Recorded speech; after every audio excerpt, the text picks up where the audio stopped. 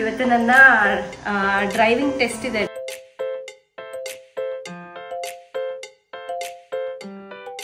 ಯಾಕೆಂದ್ರೆ ನನಗೆ ಮೊನ್ನೆ ತುಂಬಾ ಬೇಜಾರಾಯ್ತು. ಪೇರೆಂಟ್ಸ್ ಹೊರಗಡೆ ನಿಂತ್ಕೊಂಡಿರ್ತಾರೆ, ಹಾಲ್ ಟಿಕೆಟ್ ತಗೊಂಡ್ ಹೋಗಿ ತೋರಿಸ್ತೀವಿ, ಅದೆಲ್ಲ ನೆನ್ಪು ಬಂದ್ಬಿಡ್ತು ನನ್ಗೆ. ಒಂದ್ 4-5 ಪೀಸ್ ತಿಂದ್ರೆ ಸಾಕಂತ್ರ ಸಮಾಧಾನ ಅನ್ಸುತ್ತೆ. ನನಗಂತೂ ಒಂದ್ ಕಡೆ ಟೆನ್ಷನ್ ಆಗ್ತಾ ಇದೆ. ಬಾಯಲ್ಲಿ ತಿನ್ನಲ್ಲ. ಇವತ್ತಂತೂ ತುಂಬಾ ಇಂಪಾರ್ಟೆಂಟ್ ದಿನ ಅಂತ ಹೇಳ್ಬಹುದು.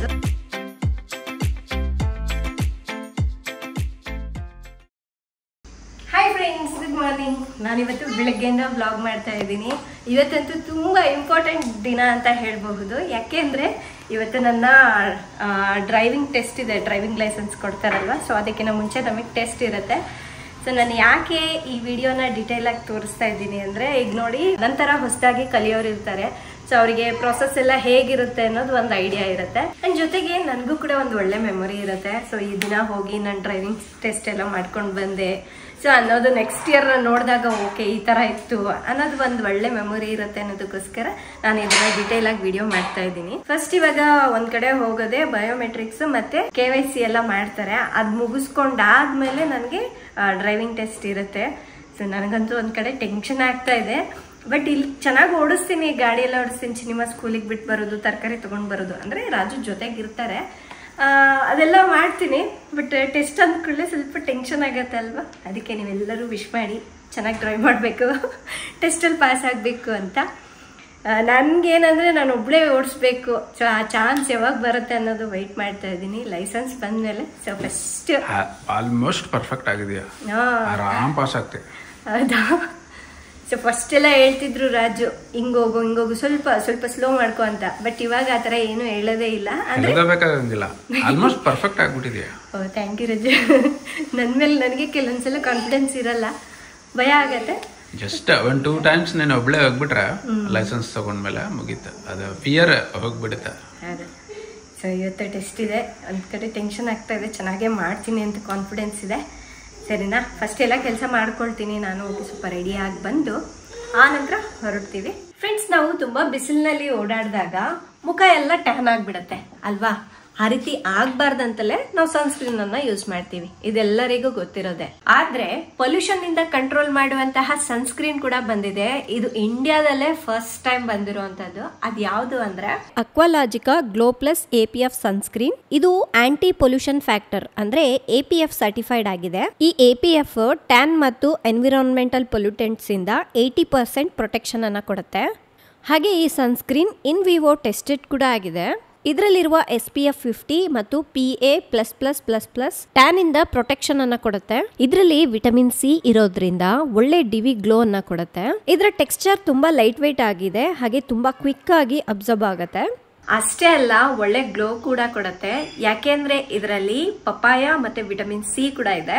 ಸೊ 3 ತರ ಕೆಲಸ ಮಾಡುತ್ತೆ. ಒಂದು ಸನ್ಸ್ಕ್ರೀನ್ ಆಗಿ ಕೆಲಸ ಮಾಡುತ್ತೆ, ಪೊಲ್ಯೂಷನ್ ಇಂದ ಪ್ರೊಟೆಕ್ಷನ್ ಕೊಡುತ್ತೆ, ಒಳ್ಳೆ ಗ್ಲೋ ಕೂಡ ಕೊಡುತ್ತೆ. ಸೊ ಚೆನ್ನಾಗಿದೆ ಅಲ್ವಾ ಇದು? ನೀವು ಕೂಡ ಈ ಸನ್ಸ್ಕ್ರೀನ್ ಅನ್ನ ತಗೊಳ್ಬೇಕು ಅನ್ಕೊಂಡ್ರೆ ನಾನು ಕೆಳಗಡೆ ಡಿಸ್ಕ್ರಿಪ್ಷನ್ ಅಲ್ಲಿ ಲಿಂಕ್ ಕೊಟ್ಟಿರ್ತೀನಿ. ನೀವು ಅಕ್ವಾಲಾಜಿಕಾ ಅವರ ವೆಬ್ಸೈಟ್ ನಲ್ಲಿ ತಗೊಳ್ಳೋದಾಯ್ತು ಅಂದ್ರೆ ಇಲ್ಲಿ ಕೊಟ್ಟಿರುವಂತಹ ಮಾಯಾ 2025 ಅನ್ನೋ ಕೋಡ್ ನ ಯೂಸ್ ಮಾಡಿದ್ರೆ ಎಕ್ಸ್ಟ್ರಾ 20% ಆಫ್ ಆಗುತ್ತೆ. ಹಾಗೆ ನಿಮ್ಗೆ ಇವರ ಪ್ರಾಡಕ್ಟ್ಸ್ ಅಮೆಝಾನ್, ಫ್ಲಿಪ್ಕಾರ್ಟ್, ನೈಕಾ ಮತ್ತೆ purple.com ನಲ್ಲಿ ಕೂಡ ಸಿಗ್ತಾ ಇದೆ. ಎಲ್ಲಿ ಬೇಕಾದ್ರೂ ಕೂಡ ನೀವು ತಗೋಬಹುದು. ಸೊ ನಾನು ಫಸ್ಟ್ ಟೈಮ್ ಈ ತರ ಸನ್ಸ್ಕ್ರೀನ್ ನೋಡಿರೋದು, ತುಂಬಾನೇ ಚೆನ್ನಾಗಿದೆ. ಸೊ ಬೇಕು ಅಂದ್ರೆ ಟ್ರೈ ಮಾಡಿ. ಫ್ರೆಂಡ್ಸ್, ಈಗ ಟೈಮ್ ಬಂದು 1:30 ಆಗಿದೆ. ನನಗೆ ಟೆಸ್ಟ್ ಇರೋದು 2 o'clockಗೆ. ಫ್ರೆಂಡ್ಸ್, ಇವಾಗ ನಾನು ರಾಜು ಡ್ರೈವಿಂಗ್ ಸ್ಕೂಲ್ ಹತ್ರ ಹೋಗ್ತಾ ಇದ್ದೀವಿ. ಅಲ್ಲಿ ನಮ್ಗೆ ಡ್ರೈವಿಂಗ್ ಹೇಳ್ಕೊಟ್ರಲ್ವಾ ಸರ್, ಇದ್ದು ಎಲ್ರು ಇಲ್ಲಿಂದಾನೇ ಸೇರಿ ಹೋಗೋಣ ಬನ್ನಿ ಅಂತ ಹೇಳಿದ್ರು. ಹಾಗಾಗಿ ಹೊರಟಿದ್ದೀವಿ. 2 o'clockಗೆ ಅಲ್ಲಿಗೆ ರೀಚ್ ಆಗ್ಬಿಡ್ತೀವಿ. ಅಂದ್ರೆ ಒಂದು 20 ಮಿನಿಟ್ಸ್ ಅಲ್ಲಿ ದಾರಿ ಹೋಗೋಕೆ. ನನಗೆ ಟೆನ್ಷನ್, ಒಂಥರ ಟೆನ್ಷನ್ ಆಗ್ತಾ ಇದೆ. ರಾಜು ನೋಡಿದ್ರೆ ನೀನು ಓಡಿಸ್ತೀಯ ಹೋಗು, ಎಷ್ಟು ಕಾನ್ಫಿಡೆನ್ಸ್ ತುಂಬ್ತಾ ಇದಾರೆ ಅಂದ್ರೆ ನನಗೆ. ಬಟ್ ಟೆಸ್ಟ್ ಕೊಡ್ಬೇಕಾಗಿರೋದು ನಾನು, ನನಗೆ ಟೆನ್ಷನ್ ಜಾಸ್ತಿ ಇದೆ. ಎಲ್ಲ ಶೋರ್ ಆರಾಮ ಕಣ್ಣು ಮುಚ್ಕೊಂಡು ಪಾಸ್ ಆಗ್ತೀಯ. ಪರ್ಫೆಕ್ಟ್ ಬರ್ತಾ ಇದೆ, ತೊಂದರೆನೇ ಇಲ್ಲ. ಬಂದ್ಮೇಲೆ ಹೇಳ್ತೀನಿ ನನ್ನ ಎಕ್ಸ್ಪೀರಿಯನ್ಸ್ ಹೇಗಿದೆ ಅಂತ. ಸರಿ, ಇನ್ನೇನ್ ಬಂತು ಡ್ರೈವಿಂಗ್ ಸ್ಕೂಲು.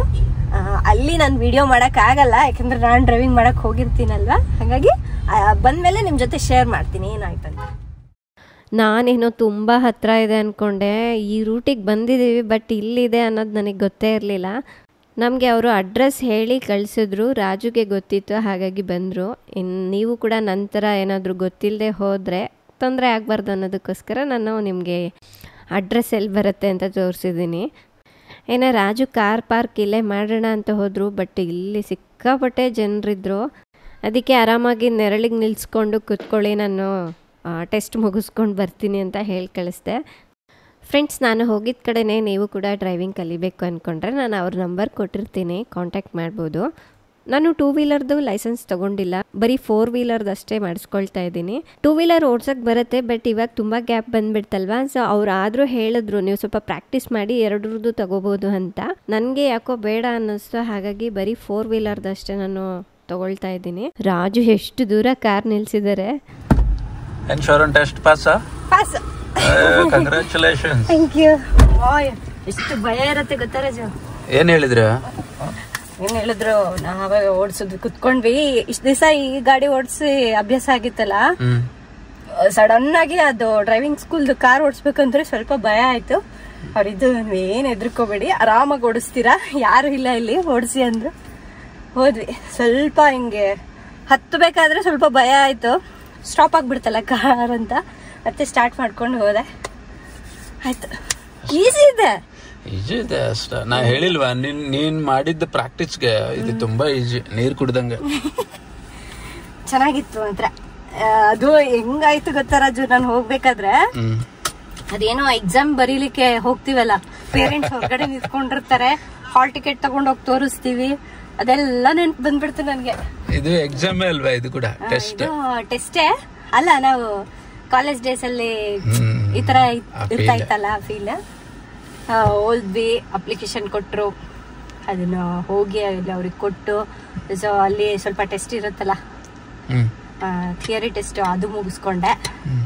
ಅದು ಮುಗಿಸ್ಕೊಂಡು ಕೇಳ್ತಾರ ಥಿಯರಿಯಲ್ಲಿ ಏನಿಲ್ಲ, ಇದು ಏನು ಸಿಗ್ನಲ್ಸ್ ಅದ್ರ ಬಗ್ಗೆ ಎಲ್ಲ ಕೇಳಿರ್ತಾರೆ ಅಷ್ಟೇ. 5 ಕ್ವಶನ್ಸ್ ಇತ್ತು. ಎಲ್ಲ ತಿಳ್ಕೊಂಡಿರ್ಬೇಕು ಹಾಗಾದ್ರೆ, ಸಿಗ್ನಲ್ಸ್, ಅದ್ರ ಮಾರ್ಕ್ಸ್ ಏನೇನು. ನಾನ್ ನಿಜ ಎಷ್ಟೊಂದು ತಿಳ್ಕೊಂಡಿದ್ದೀನಿ ಅಂತ ನಾನು ಇಲ್ಲಿ ಬಂದ್ಮೇಲೆ ಗೊತ್ತಾಗಿದ್ದು. ತುಂಬಾ ವಿಷಯನ ತಿಳ್ಕೊಂಡಿದ್ದೀನಿ. ಎಷ್ಟು ಜನ ವ್ಯೂವರ್ಸ್ ಇದಾರೆ ಗೊತ್ತಾ? ವ್ಯೂವರ್ಸ್ ಇದಾರಲ್ಲಿ ಸಿಕ್ಕಾಪಟ್ಟೆ ಜನರು, ನೀವು ಮಾಯಲೋಕ ಅಲ್ವಾ, ಮಾಯಲೋಕ ಅಲ್ವಾ ಅಂತ. ತುಂಬಾ ಜನರಿಗೆ ಗೊತ್ತೇ ಇಲ್ಲ ನಾನು ಮೈಸೂರೋಡು ಅಂತ. ಹಾಸನ್ ಅನ್ಕೊಂಡರೆ ಕೆಲವರು, ಬೆಂಗಳೂರು ಅನ್ಕೊಂಡಿದಾರಪ್ಪ. ಸೊ ಹಂಗಾಗಿ ಚೆನ್ನಾಗಿತ್ತು. ಅದು ಸೆಕೆಂಡ್ ಸೀರಿಯಲ್ ನಂಬರ್ ನಂದು 2 ಇತ್ತು, ಹಾಗಾಗಿ ಬೇಗ ಮುಗಿಸ್ಕೊಂಡೆ ಬಂದೆ. ಇನ್ನು ಅಲ್ಲಿ 20 ಜನ 30 ಜನ ಇದಾರೆ. ಕೆಲವು ಜನ ಫೇಲ್ ಆಗ್ತಾರೆ, ಪ್ರಾಕ್ಟೀಸ್ ಸರಿಯಾಗಿ ಮಾಡಿಲ್ಲ ಅಂದ್ರೆ ಫೇಲ್ ಆಗ್ಬಿಡ್ತಾರೆ. ಚೆನ್ನಾಗಿತ್ತು ಮಾತ್ರ ಎಕ್ಸ್ಪೀರಿಯನ್ಸ್. ಪಾಸ್ ಆದೆ. ಪಾಸ್ ಅಂದ್ರೆ ಹೇಳ್ಬಿಡ್ತಾರ ಲಾಸ್ಟ್ ಅಲ್ಲಿ ರಿಸಲ್ಟ್. ಅದು ನಮ್ಗೆ ಫಾರಂ ಕೊಟ್ಟಿರ್ತಾರಲ್ಲ, ತಗೊಂಡ್ ಹೋಗದೆ ಅಲ್ಲಿ ಅವ್ರು ಹೇಳಿದ್ರು ಪಾಸ್ ನೀವು ಅಂತ. ನಾನು ಹಂಗೆ ನಿಂತ್ಕೊಂಡಿದ್ದೀನಿ, ಏನ್ ಹೇಳ್ತಾ ಇದಾರೆ ಪಾಸ್, ನೀವು ಪಾಸ್ ಆಗಿದ್ದೀರಾ ಅಂತ ಬಂದೆ. 4 years ಬ್ಯಾಕ್ ಒಂದ್ ಸ್ವಲ್ಪ ಡಿಫ್ರೆಂಟ್ ಇತ್ತು ಅವಾಗ. ಡೈರೆಕ್ಟ್ಲಿ ಹೇಳ್ತಿರ್ಲಿಲ್ಲ ಅನ್ಕೊಂತೀನಿ. ಆಮೇಲೆ ನಮ್ ಡ್ರೈವಿಂಗ್ ಸ್ಕೂಲ್ ಟೀಚರ್ ಇರ್ತಿದ್ರಲ್ಲ, ಅವ್ರಿಗೆ ಕೊಡ್ತಿದ್ರು ರಿಸಲ್ಟ್ ಎಲ್ಲ. ಅವ್ರು ಬಂದು ನಮ್ಗೆ ಅನೌನ್ಸ್ ಮಾಡ್ತಾ ಇದ್ರು. ಹಂಗ ಇಲ್ಲೇನಿಲ್ಲ, ಅಲ್ಲಿ ಅಪ್ಲಿಕೇಶನ್ ಕೊಟ್ಬಿಡಿ ಅಂದ್ರು, ಅಲ್ಲಿ ಹೋಗಿ ಕೇಳದೆ ಪಾಸ್ ಆಗಿದ್ರೆ. ಏನೋ ನೆನಪಿಲ್ಲ ನನ್ಗೂ, ಮರ್ತೋಗ್ಬಿಟ್ಟಿದ್ದೀನಿ. ಸೊ ನೀವೇನಾದ್ರೂ ಡ್ರೈವಿಂಗ್ ಸ್ಕೂಲ್ಗೆ ಹೋಗ್ಬೇಕಂದ್ರೆ ಸೊ ಇದೆಲ್ಲ ಗೊತ್ತಿರ್ಲಿ ಅಂತ ಹೇಳಿ ನಿಮ್ಗೆ ಹೇಳ್ತಾ ಇದ್ದೀನಿ. ಬಟ್ ಇವತ್ತಿನ ಎಕ್ಸ್ಪೀರಿಯನ್ಸ್ ಇತ್ತಲ್ಲ, ಸಖತ್ತಾಗಿತ್ತು. ಬರ್ಬೇಕಾದ್ರೆ ಫುಲ್ ಹೆದರ್ಕೊಂಡ್ ಬಂದೆ ನಾನು. ಇಲ್ಲಿ ಹೊರಗಡೆ ಹಿಂಗೆ ಇಲ್ಲಿಂದ ಬರ್ಬೇಕಾದ್ರೂ ಕೂಡ ಅಷ್ಟೇ. ಅಲ್ಲ ರಜೋ, ಜನ ಎಷ್ಟು ಜನ ನಿಂತ್ಕೊಂಡಿದ್ರು ಗೇಟ್ ಹೊರಗಡೆ, ತುಂಬಾ ಜನ. ಆಮೇಲೆ ಯಾರ್ದು ಟೆಸ್ಟ್ ಇದೆಯೋ ಅವ್ರದ್ದು ಮಾತ್ರ ಒಳಗಡೆ ಬಿಡ್ತಾ ಇದ್ದಾರೆ. ಅವ್ರಷ್ಟೇ ಒಳಗಡೆ ಹೋಗ್ಬೇಕು, ಇಲ್ಲಾಂದ್ರೆ ಎಲ್ರಿಗೂ ಅಡ್ಡ ಆಗತ್ತಲ್ಲ 2 ವೀಲರ್ ಓಡಿಸೋರಿಗೆಲ್ಲ ಅಂತ. ಯಾರಿದಾರ ಅಷ್ಟೇ. ನನ್ಗೆ ಇಲ್ಲಿಂದ ಹೋಗ್ತಾನೆ ಮೀಟರ್ ಆಫ್ ಆಗಿ ಹೋಗ್ಬಿಟ್ಟಿತ್ತು. ಅಷ್ಟು ಜನ ಇದಾರ ಹೊರಗಡೆ. ಅದೇನೋ ಎಕ್ಸಾಮ್ ಬರೆಯೋರು ಮಾತ್ರ ಒಳಗಡೆ ಹೋಗ್ಬೇಕಲ್ವಾ, ಆತರ ಹೋಗ್ತಾ ಇದ್ರು. ನನ್ ನೋಡಿದ್ರೆ ರಾಜು ಆದ್ರೂ ಇದ್ದಿದ್ರೆ ಸ್ವಲ್ಪ ಧೈರ್ಯ ಹೇಳೋರೆಲ್ಲ ನಾನು ಒಬ್ಳೆ ಹೋಗಿದ್ದೀನಿ ಅಂತ ಅನ್ಕೊಂಡೆ. ಅದೇ ಚೆನ್ನಾಗಿತ್ತು ಎಕ್ಸ್ಪೀರಿಯನ್ಸ್. ಅಲ್ಲೇ ಇದ್ದೆ ನಾನು ಇಷ್ಟೊತ್ತು, ಈಗ ಬಂದೆ. ಹೌದಾ? ಅಲ್ಲಿ ಒಳಗೆ ಹೋಗ್ಬಿಟ್ಟಿದ್ದಿ, ನನ್ಗೆ ನೀನ್ ಎಲ್ಲಿದ್ಯಾ ಅನ್ನೋದು ಕಾಣಿಸ್ತಾ ಇಲ್ಲ. ಒಳಗಡೆ ಹೋಗೋವರೆಗೂ ಅಲ್ಲೇ ಇದ್ದೆ, ಆಮೇಲೆ ಏನ್ ಕಾಣ್ತಾ ಇಲ್ಲ ಅಂತ ಬಂದೆ. ಬಿಸಿಲಿದೆ ತುಂಬಾ. ಹೌದು. ಹಬ್ಬ ಚೆನ್ನಾಗಾಯ್ತು. ನಾನು ಈ ಟೆನ್ಷನ್ ಊಟನೂ ಮಾಡ್ಕೊಂಡ್ ಬಂದಿಲ್ಲ, ಫಸ್ಟ್ ಅದ್ ಮುಗಿಸ್ಕೊಂಡ್. ನನಗೆ ಈಗ ನೆನಪಾಗ್ತಾ ಇದೆ ಊಟ ಮಾಡ್ಬೇಕು ಅನ್ನೋದು. ಊಟ ಮಾಡೋಣ. ಅಲ್ಲಿ ಒಂದ್ ಗಿಡ ಸಿಕ್ತು, ಹೋಗಿ ಅಲ್ಲಿ ಕೇಳಿ. ಏನ್ ಗಿಡ? ಇದು ಶೋ ಪ್ಲಾಂಟ್. ಇದ ಪಿಂಕ್ ಪಿಂಕ್ ವೈಟ್ ಇನ್ನೊಂದು ಡಬಲ್ ಕಲರ್ ಇದೆ, ಅದು ಫ್ಲವರ್ ಆಗಿಲ್ಲ. ಎಲ್ಲಾದ್ರೂ ನಿನ್ ಗಿಡ ಅಂತ ಬಿಡಲ್ಲ. ಚೆನ್ನಾಗಿತ್ತಾ ಕೇಳ್ದೆ, ತಗೊಳ್ಳಿ ಅಂದ್ರ ಅವರು. ಯಾರು ಬೇಡ ಅಂತಾರೆ. ಫುಲ್ ಫ್ರೆಂಡ್ಸ್ ಅಲ್ಲಿ ಹೆಂಗ್ ಹಾಕಿದಾರೆ ಗೊತ್ತಾ, ಅದು ಒಂದೊಂದ್ ಪಾಟಲ್ಲಿ ಹಾಕಿದಾರೆ, ಮತ್ತೆ ಅದು ಕೆಲವೊಂದು ಒಣಗೋಗಿರುತ್ತಲ್ವಾ, ಹಿಂಗ್ ಬಿಸಾಕ್ಬಿಟ್ಟಿದ್ದಾರೆ ಇಂತ ಸೈಡ್ ಅಲ್ಲಿ. ಅದೇನಾಗಿದೆ ಹಂಗೆ ಸ್ಪ್ರೆಡ್ ಆಗ್ತಾ ಅದು ಫುಲ್ ಎಲ್ಲ ಫ್ಲವರ್ಸ್ ಅಷ್ಟೊಂದಾಗಿದೆ. ಇದು ಕಟ್ ಮಾಡ್ಕೊಂಡು ಹಾಕಿದ್ರೆ ಬಂದ್ಬಿಡುತ್ತೆ. ಸರಿ ಏನ ಊಟ ಮಾಡೋಣ ಬಾ, ಮನೆಗೆ ಹೋಗಿ. ಅಡ್ಗೆ ಮಾಡಿಟ್ಟು ಬಂದಿದೀನಿ, ಊಟ ಮಾಡಕ್ ಆಗ್ಲಿಲ್ಲ ನನ್ಗೆ, ಟೆನ್ಷನ್ಗೆ. ಸೇಮ್ ಹೋಗ್ಬಿಟ್ಟಿದ್ದೀನಿ. ಅದೇ ನಾವು ಏನು ಎಕ್ಸಾಮ್ಗೆ ಹೇಗೆ ಪ್ರಿಪೇರ್ ಆಗಿರ್ತೀವಲ್ವಾ ಆ ತರ ಎಲ್ಲ ನೆನ್ಪು ಬಂದ್ಬಿಡ್ತು ನನ್ಗೆ. ಬಟ್ ದೊಡ್ಡವರಾದ್ಮೇಲೆ ಟೆಸ್ಟ್ಗಳು ಬೇರೆ, ಇದೆಲ್ಲ ಫೇಸ್ ಮಾಡ್ತೀವಲ್ಲ, ಮಜಾ ಇರುತ್ತೆ ಒಂಥರ. ಚಿಕ್ಕ ವಯಸ್ಸಿನಲ್ಲೇ ಬೇರೆ, ಇವಾಗ ಬೇರೆ. ಫ್ರೆಂಡ್ಸ್, ನಾವು ಮನೆಗೆ ಹೋಗೋದು ಇನ್ನೂ ಒಂದು ಅರ್ಧ ಗಂಟೆ ಆಗತ್ತೆ. ಹೋಗಿ ಊಟ ಮಾಡಿ ಈ ವ್ಲಾಗ್ ಮತ್ತೆ ಕಂಟಿನ್ಯೂ ಮಾಡ್ತೀನಿ. ಫ್ರೆಂಡ್ಸ್, ಇನ್ನು ಊಟ ಮಾಡಿಕೊಂಡು ಮನೇಲಿ ಗರಂ ಮಸಾಲ ಖಾಲಿಯಾಗಿತ್ತು, ಸೊ ಅದನ್ನು ಕೂಡ ರೆಡಿ ಮಾಡ್ಕೊಳ್ತಾ ಇದ್ದೀನಿ. ನಾನು ಇದನ್ನು ಒಂದ್ಸಲ ರೆಡಿ ಮಾಡಿಕೊಂಡ್ರೆ ಒಂದು 20 ಡೇಸ್ ಇಂದ ಒಂದು 30 ಡೇಸ್ವರೆಗೂ ಆಗತ್ತೆ. ಅದಕ್ಕಾಗಿ ನಾನು ಮನೇಲೇ ಪ್ರಿಪೇರ್ ಮಾಡ್ತೀನಿ. ನಾನು ಹೊರಗಡೆದು ತುಂಬ ಕಮ್ಮಿ, ಏನೋ ಎಮರ್ಜೆನ್ಸಿ ಖಾಲಿ ಆಗಿತ್ತು ನೋಡ್ಕೊಂಡಿಲ್ಲ ಅಂದರೆ ಮಾತ್ರ ನಾನು ಕೆಲವೊಂದ್ಸಲ ತಂದ್ಕೊಂಡಿರ್ತೀನಿ, ಇಲ್ಲಾಂದರೆ ನಾನು ಇದೆಲ್ಲ ಮನೇಲೇ ರೆಡಿ ಮಾಡ್ತೀನಿ. ಅರೋಮಾ ಎಷ್ಟು ಚೆನ್ನಾಗಿರೋದು ಗೊತ್ತಾ ಮನೇಲಿ ಮಾಡಿರೋದು. ಸೊ ಇದರ ಕಂಪ್ಲೀಟ್ ರೆಸಿಪಿ ನಾನು ರುಚಿ ಪಾಕಶಾಲೆಯಲ್ಲಿ ಅಪ್ಲೋಡ್ ಮಾಡಿರ್ತೀನಿ, ಚೆಕ್ ಮಾಡಿ. ಫ್ರೆಂಡ್ಸ್, ಇವಾಗ ನಮ್ಮ ತೋಟದಲ್ಲಿ ಅಲ್ಲಲ್ಲಿ ಸ್ವಲ್ಪ ಕಬ್ಬೆಲ್ಲ ಬೆಳೀತಾ ಇದ್ದೀವಿ. ಅದು 1-2 ಹಾಕಿದ್ರೆ ಆಯಿತು, ಅದ್ರ ಪಕ್ಕ ಬರ್ತಾನೆ ಇರುತ್ತೆ. ಹಾಗೆ ನಿನ್ನೆ ತೋಟಕ್ಕೆ ಹೋಗಿದ್ವಿ, ಸ್ವಲ್ಪ ಕಬ್ಬು ತೊಗೊಂಡು ಬಂದಿದ್ವಿ. ಇನ್ನು ಇದು ಹಾಗೆ ಇಟ್ಬಿಟ್ರೆ ಒಳಗೆಲ್ಲ ಕೆಂಪಾಗ್ಬಿಟ್ಟು ಹಾಳಾಗೋಗ್ಬಿಡುತ್ತೆ. ನಾವು ಮೊದಲೆಲ್ಲ ಸ್ವಲ್ಪ ಟೈಮ್ ಇರ್ತಿರ್ಲಿಲ್ಲ ಅಂಥೇಳಿ ತಂದಿಡೋದು, ಆಮೇಲೆ ತಿನ್ನೋಣ ನಾಳೆ ತಿನ್ನೋಣ ಅಂತ ಹೇಳ್ಬಿಟ್ಟು ಹಾಗೆ ವೇಸ್ಟ್ ಆಗಿಬಿಡೋದು. ಬಟ್ ಇವಾಗ ಒಳ್ಳೆ ಐಡಿಯಾ ಸಿಕ್ಕಿದೆ ನಮಗೆ. ಫಸ್ಟ್ ಈ ಥರ ಎಲ್ಲ ಚಿಕ್ಕ ಚಿಕ್ಕ ಪೀಸಸ್ ಆಗಿ ಕಟ್ ಮಾಡಿಬಿಡ್ತೀವಿ. ಇನ್ನೊಂದು ಕಡೆ ನಾನು ಮಕ್ಕಳು ಎಲ್ಲ ತಿಂತಾ ಇರ್ತೀವಿ. ರಾಜು ಅದ್ರ ಮೇಲ್ಗಡೆ ಸಿಪ್ಪೆ ಇರುತ್ತಲ್ವ, ಅದನ್ನೆಲ್ಲ ಕಟ್ ಮಾಡಿ ನಮಗೆ ಚಿಕ್ಕ ಚಿಕ್ಕ ಪೀಸ್ ಮಾಡಿ ಕೊಡ್ತಾರೆ. ಧೀರುಗೆ ಚೆನ್ನಾಗಿ ಕಬ್ಬು ತಿಂದು ಅಭ್ಯಾಸ ಇದೆ. ಅವನು ಅದು ರಸ ಎಲ್ಲ ತೊಗೊಂಡ್ಬಿಟ್ಟು ಅದನ್ನು ಉಗಿಯೋದು ಕೂಡ ಗೊತ್ತು ಅವನಿಗೆ. ಆದ್ರೂ ನಾವೆಲ್ಲರೂ ಕುತ್ಕೊಂಡು ತಿಂತೀವಲ್ವ, ಆ ಟೈಮ್ನಲ್ಲಿ ಅಷ್ಟೇ ಕೊಟ್ಟಿರ್ತೀವಿ. ಕೆಲವೊಂದು ಸಲ ಹೇಳಕ್ಕೆ ಬರಲ್ಲ, ಮಕ್ಕಳು ಅದನ್ನೇನಾದರೂ ನುಂಗ್ಬಿಟ್ರೆ ಗಂಟ್ಲಲ್ಲಿ ಸಿಕ್ಕಾಕೊಂಡ್ರೆ ಕಷ್ಟ ಅಲ್ವಾ. ಹಾಗಾಗಿ ಅವನೊಬ್ಬನೇ ಇರಬೇಕಾದ್ರೆ ಕೊಡಕ್ಕೆ ಹೋಗಲ್ಲ. ಈ ರೀತಿ ಕಪ್ ತಂದಾಗೆಲ್ಲ ಇದು ಒಂದು ನಮಗೆ ಫ್ಯಾಮಿಲಿ ಟೈಮ್ ಇದ್ದ ಹಾಗೆ, ಎಲ್ಲರೂ ಕುತ್ಕೊಂಡು, ಅಂದರೆ ರಾಜು ಎಲ್ಲ ಕಟ್ ಮಾಡಿಕೊಡ್ತಾರೆ, ಚಿಕ್ಕ ಚಿಕ್ಕ ಪೀಸ್ ಮಾಡಿಕೊಡ್ತಾರೆ, ನಾವೆಲ್ಲರೂ ಕುತ್ಕೊಂಡು ತಿಂತೀವಿ. ಎಷ್ಟು ಚೆನ್ನಾಗಿರುತ್ತಲ್ಲ ಒಟ್ಟಿಗೆ ಎಲ್ಲರೂ ಕುತ್ಕೊಂಡು ತಿನ್ನೋದು, ಒಂಥರ ಮಜಾ ಕೊಡುತ್ತೆ. ಚಿಕ್ಕವರಿದ್ದಾಗ ಹಂಗ ಮಾಡ್ತಾ ಇದ್ವಲ್ಲ ಎಲ್ಲರೂ ಸೇರಿ, ಪಕ್ಕದ ಮನೆಯವರು ಎಲ್ಲರೂ, ಒಂದ್ ಲಾರಿ ಆದ್ರೂ ಬಂಡಿ ಆದ್ರೂ ಟ್ರಾಕ್ಟರ್ ಆದ್ರೂ ಬರ್ತಾ ಇತ್ತು ಕಬ್ಬಿಂದ, ಯಾರೋ ಕಿತ್ಕೊಂಡ್ಬರೋದು. ನಮ್ಗೆ ನಾವೆಲ್ಲರೂ ಹುಡುಗಿಯರೇ ಅಲ್ಲ, ನಮ್ಗೆ ಬೇರೆಯವ್ರು ಯಾರಾದ್ರೂ ಹೇಳ್ಕೊಂಡ್ ಬಂದಿರ್ತಾರೆ ನೋಡು, ಎಲ್ಲಾರು ಒಂದೊಂದ್ ಪೀಸ್ ಕೊಟ್ಟೋಗ್ಬಿಡ್ತಾ ಇದ್ರು. ನಾವೇನ್ ಮಾಡ್ತಿದ್ವಿ ಗೊತ್ತಾ, ತಂದಿರೋ ಕಬ್ನ ಅಲ್ಲಿ ಶಿವಮೊಗ್ಗದಲ್ಲಿ ಮಂಜು ಜಾಸ್ತಿ, ಅದು ಹೊರಗಡೆ ಇಟ್ಬಿಟ್ಟು ಅದ್ರ ಮೇಲೆಲ್ಲ ಬಿದ್ದಿರತ್ತಲ್ವಾ, ಆನಂತರ ತಿಂತೀವಿ. ಸಾಕಷ್ಟು ಹೆಲ್ತ್ ಬೆನಿಫಿಟ್ಸ್ ಇದೆ ಅದರಿಂದ, ಆ ರೀತಿ ಮಾಡೋದ್ರಿಂದ. ಹಂಗ್ ಮಾಡ್ತಾ ಇದ್ವಿ ನಾವು ಶಿವಮೊಗ್ಗದಲ್ಲಿ. ಬಟ್ ಏನಿದೆ ಅನ್ನೋದು ಕರೆಕ್ಟ್ ಆಗಿ ಗೊತ್ತಿಲ್ಲ. ಬಟ್ ನಮ್ಗೆ ಹಿರಿಯರ ರೀತಿ ಹೇಳ್ತಾ ಇದ್ರು, ಆತರ ಇಟ್ಬಿಟ್ಟು ತಿನ್ಬೇಕು ಅಂತ. ಹಲ್ಲಿಗೆಲ್ಲ ಕಬ್ಬು ಇನ್ನು ಸ್ವೀಟ್ ಆಗ್ಬೋದು, ಅದು ಎಲ್ಲ ನೀರೆಲ್ಲ ಬರುತ್ತಲ್ಲ, ಹೈಡ್ರೇಷನ್ ಜಾಸ್ತಿ ಆಗುತ್ತೆ, ಅದಕ್ಕೆ ಇರಬಹುದು. ಹಲ್ಲಿಗೆ ಒಳ್ಳೇದು ಅಂತ ಹೇಳ್ತಾ ಇದ್ರು. ನಿಮ್ಗೆ ಏನಾದ್ರು ಗೊತ್ತಿದ್ರೆ ಕಾಮೆಂಟ್ ಮಾಡಿ, ಏನಕ್ಕೆ ಆತರ ಹೊರಗಡೆ ಇಟ್ಟು ತಿಂತಾ ಇದ್ರು. ನಿಮ್ದು ಶಿವಮೊಗ್ಗ ಸೈಡ್ ಆತರ, ಈ ಕಡೆ ಹೊಸಪೇಟೆ ಬಳ್ಳಾರಿ ಸೈಡ್ ಆತರ ಇಲ್ಲ, ಬಿಸಿಲಲ್ಲಿ ಅದು ಕಟ್ ಮಾಡಿ ಒಂದೇ ದಿವಸ ಕಟ್ ಮಾಡಿ ತಿನ್ಬೇಕು ನಾನು. ಧೀರ ಅವನು ನೋಡ್ಕೊಳಕ್ ಎಷ್ಟು ಜನರು ಬೇಕು ಗೊತ್ತಾ, ಸಾಕಾಗ್ಬಿಡುತ್ತೆ ಅಂದೆ. ಪಾಪ ಇವತ್ತು ಚಿನ್ನಿಮನ ಇದು ಚೂಟ್ಬಿಟ್ಟು ರಜು ಫುಲ್ ಈ ಕಡೆ ಬ್ಲಡ್ ಬಂದ್ಬಿಟ್ಟಿದೆ ಅವಳಿಗೆ. ಆ ಬ್ಲಡ್ ನೋಡ್ಬಿಟ್ಟು ಅವಳು ಹೆದರ್ಕೊಂಡ್ಬಿಟ್ಟಿದ್ದಾಳೆ, ನನಗೆ ಏನೋ ಮಾಡ್ಬಿಟ್ಟ ಅದು. ಫ್ರೆಂಡ್ಸ್, ನಮ್ಮೆಲ್ಲರಿಗೂ ಎಷ್ಟು ಬೇಕೋ ಅಷ್ಟು ತಿಂದು ಏನೋ ಉಳ್ದಿರೋದು ಈ ತರ ಕಟ್ ಮಾಡಿ ಇಟ್ಟಿದ್ದಾರೆ. ಈಗ ಇಟ್ಬಿಟ್ರೆ ಯಾವಾಗ ಬೇಕಂದ್ರೆ ಅವಾಗ ತಗೋಬಹುದು. ಸೊ ನಾವು ಹೊರಗಡೆ ಬಿಸ್ಲಿಗೆ ಹೋಗಿ ಬರ್ತೀವಲ್ಲ ರಾಜು, ಒಂದ್ 4-5 ಪೀಸ್ ತಿಂದ್ರೆ ಸಾಕಂತರ ಸಮಾಧಾನ ಅನ್ಸುತ್ತೆ. ಅದು ಆಕ್ಚುಲಿ ಕಬ್ಬಿನ ಹಾಲು ಕುಡಿತೀವಲ್ಲ, ಫುಲ್ ಶುಗರ್, ಒಂಥರ ಸಕ್ಕರೆ ಪಾಕ ಕುಡ್ದಂಗ. ಏನಂದ್ರೆ ಪ್ರಾಸೆಸ್ ಆಗೋದು ಕಡಿಮೆ ಆಗುತ್ತೆ ಬಿಟ್ಟು ನ್ಯಾಚುರಲ್ ಶುಗರ್. ಬಟ್ ಶುಗರ್ ತುಂಬಾ ಹೈ ಲೆವೆಲ್ ಇರುತ್ತೆ. ರಸ ಕುಡಿಯೋದಕ್ಕಿಂತ ಈ ತರ ಕಬ್ಬು ಅದೇನು ಚೂ ಮಾಡಿ ತಿನ್ನೋದೇ ಒಳ್ಳೇದು, ಹಲ್ಲಿಗೂ ಒಳ್ಳೇದು, ಆಮೇಲೆ ಫೈಬರ್ ಸಿಗುತ್ತೆ ಚೆನ್ನಾಗಿ. ಹೌದು. ಸೊ ನಾವು ಈ ಥರ ಜಾಸ್ತಿ ಉಳಿದಾಗ ತೆಗ್ದಿಟ್ಬಿಡ್ತೀವಿ, ಅದು ಫುಲ್ ತಣ್ಣಗಾಗತ್ತಲ್ಲ, ಅದು ತಿನ್ಲಿಕ್ಕೆ ಭಾರಿ ಮಜಾ ಇರುತ್ತೆ. ನನಗಿದು ಫಸ್ಟ್ ಗೊತ್ತಿರಲಿಲ್ಲ, ನಾನು ಇಲ್ಲೇ ಹತ್ರದಿಂದ ತರಿಸ್ಕೊಂಡಿದ್ದೆ ಏನೋ ತಿನ್ಬೇಕು ಅನಿಸ್ದಾಗ. ಅವಾಗ ಹಿಂಗೆ ಅವರು ಫ್ರಿಜ್ನಲ್ಲಿ ಇಟ್ಟಿದ್ರು. ಓಕೆ, ಇನ್ಮೇಲೆ ನಾವು ಕೂಡ ಕಪ್ ತರ್ತೀವಲ್ವ, ಹಂಗೆ ಮಾಡೋಣ ಅಂಥೇಳಿ ಅವಾಗ್ಲಿಂದನೂ ನಾನು ಹಿಂಗೆ ಸ್ಟೋರ್ ಮಾಡಿರ್ತೀನಿ. ಯಾವಾಗ ಬೇಕೋ ಅವಾಗ ಒಂದು 4-5 ಪೀಸ್ ತೊಗೊಂಡ್ಬಿಟ್ಟು ತಿಂತೀವಿ. ಹೋಗೋಣ. ಡಿಶಮ್ ಇಷ್ಟೊತ್ತರ ಮೇಲೇ ಇಲ್ಲಿ ಬರೋಕ್ಕಾಗೋದು, ಇಲ್ಲಾಂದರೆ ಬಿಸಿಲಿಗೆ ಕಾಲು ಇಡೋಕ್ಕೂ ಆಗಲ್ಲ. ಇನ್ನು ನಾನು ಸ್ವಲ್ಪ ಎಲ್ಲ ಧಾನ್ಯಗಳನ್ನು ತೊಳೆದ್ಬಿಟ್ಟು ಒಣಗಕ್ಕೆ ಹಾಕಿದ್ದೀನಿ. ಈ ರೀತಿ ಎಲ್ಲ ಧಾನ್ಯಗಳನ್ನ ಸೇರಿಸಿ ಒಣಗಿಸ್ಕೊಂಡು ಮಲ್ಟಿಗ್ರೈನ್ ಹಿಟ್ಟನ್ನು ರೆಡಿ ಮಾಡಿಸ್ಕೊಳ್ತೀನಿ. ಚಪಾತಿ ಮಾಡಲಿಕ್ಕೆ ಮತ್ತು ಮಲ್ಟಿಗ್ರೈನ್ ಬ್ರೆಡ್ ಮಾಡಲಿಕ್ಕೆ, ಪ್ಯಾನ್ ಕೇಕ್ ಮಾಡಲಿಕ್ಕೆ ಎಲ್ಲದಕ್ಕೂ ತುಂಬ ಚೆನ್ನಾಗಿರುತ್ತೆ ಇದು. ಆ್ಯಂಡ್ ನಾನು ಇದರದ್ದೇ ಸಪ್ರೇಟ್ ವಿಡಿಯೋ ಕೂಡ ಮಾಡಿದ್ದೀನಿ, ಆದಷ್ಟು ಬೇಗ ರುಚಿ ಪ್ಯಾಕ್ ಶಾಲೆಯಲ್ಲಿ ಬರುತ್ತೆ. ಹಾಗೆ ನನಗೆ ಕೇಳ್ತಾ ಇದ್ರು, ನೀವು ಮಾಡುವಂತಹ ಚಪಾತಿ ಚೆನ್ನಾಗಿ ಉಬ್ಬುತ್ತೆ ಮತ್ತು ಸಾಫ್ಟ್ ಆಗಿರುತ್ತೆ ಹೇಗೆ ಅಂತ. ನೀವು ಅದು ಕೂಡ ಆ ವಿಡಿಯೋದಲ್ಲಿ ನೋಡ್ಬೋದು. ಅವನಿಗೆ ಈ ಥರ ಎಲ್ಲ ಆಟಾಡ್ಸಿದ್ರೆ ನಮ್ಮನ್ನು ಬಿಟ್ಟು ಮಾತ್ರ ಎಲ್ಲಿಗೂ ಕದಲಲ್ಲ. ಫ್ರೆಂಡ್ಸ್, ಇನ್ನು ಅವಾಗವಾಗ ಮಳೆ ಬರುತ್ತಲ್ಲ, ಗಿಡಗಳು ಕೆಲವೊಂದಂತೂ ತುಂಬ ಚೆನ್ನಾಗಿ ಬಂದ್ಬಿಡುತ್ತೆ.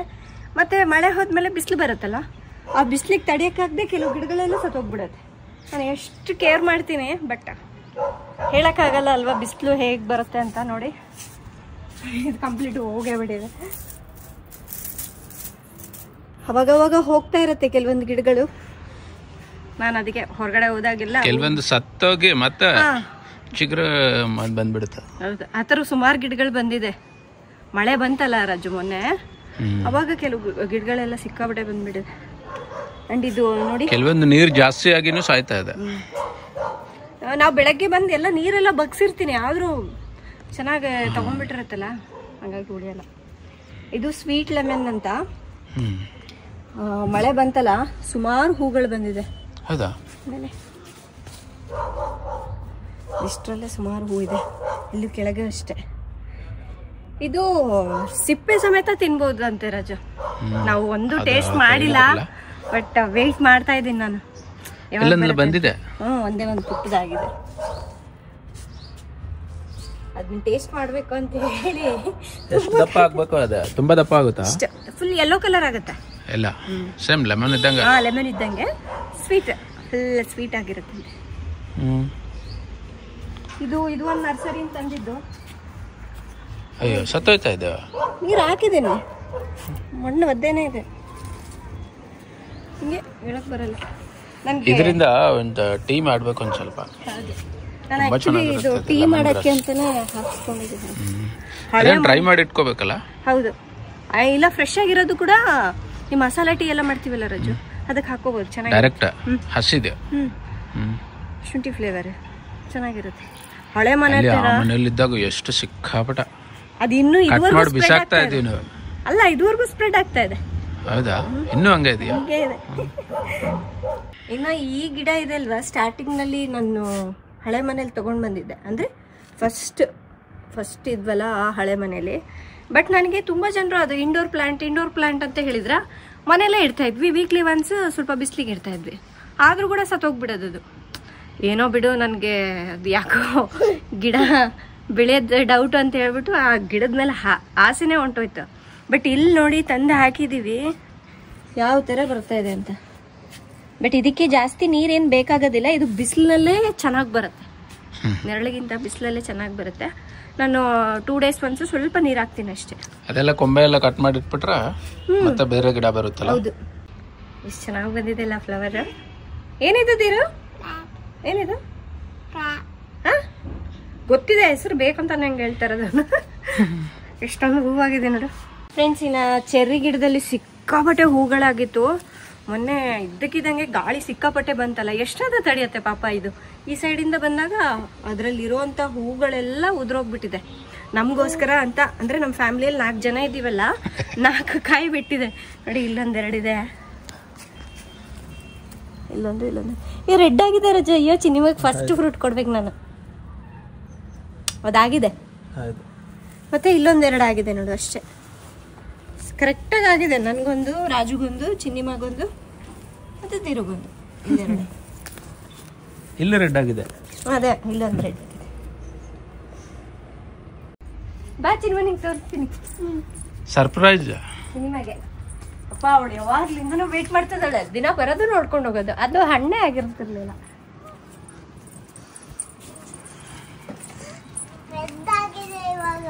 ಇಲ್ಲಿ ಇಲ್ಲಿ ಈ ಕಡೆ ಈ ಕಡೆ ಆಮೇಲೆ ಬೇರೆ ಸೈಡ್ನು ಆಗಿದೆ. ಈ ಸೈಡ್ ನೋಡ್ಬಾರ್ದು, ಇಲ್ಲಿ ಆಗಿದೆ.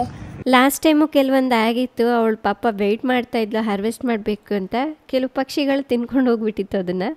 ತುಂಬಾ ದೊಡ್ಡದಾಗ್ಬೇಕಲ್ವಾ, ಅಷ್ಟು ಚಿಕ್ಕದಾಗ್ಬಿಟ್ಟಿದೆ ಅದು. ಅದು ತಿನ್ನಕ್ ಚೆನ್ನಾಗಿರ್ತದಂತ. ಅದು ತಿನ್ನಕ್ ಚೆನ್ನಾಗಿರ್ತದಂತ. ಫೀಟ್ ಇರ್ತದಂತ ಆಗಿರೋದು ಹಿಂಗೆ. ಟೇಸ್ಟ್ ಮಾಡು. ಆ ಫ್ರೂಟ್ ಸ್ವಲ್ಪ ತಿನ್ನಲಿಕ್ಕೆ ಹುಳಿಯಾಗಿತ್ತು. ಚಿಕ್ಕ ವಯಸ್ಸಿನಲ್ಲಿ ನಾವು ಇದನ್ನು ಜಾಸ್ತಿ ತಿಂತಾ ಇದ್ವಿ. ಚೆನ್ನಾಗಿದ್ಯಾ? ನಾನು ಸ್ವಲ್ಪ ಟೇಸ್ಟ್ ಮಾಡ್ತೀನಿ.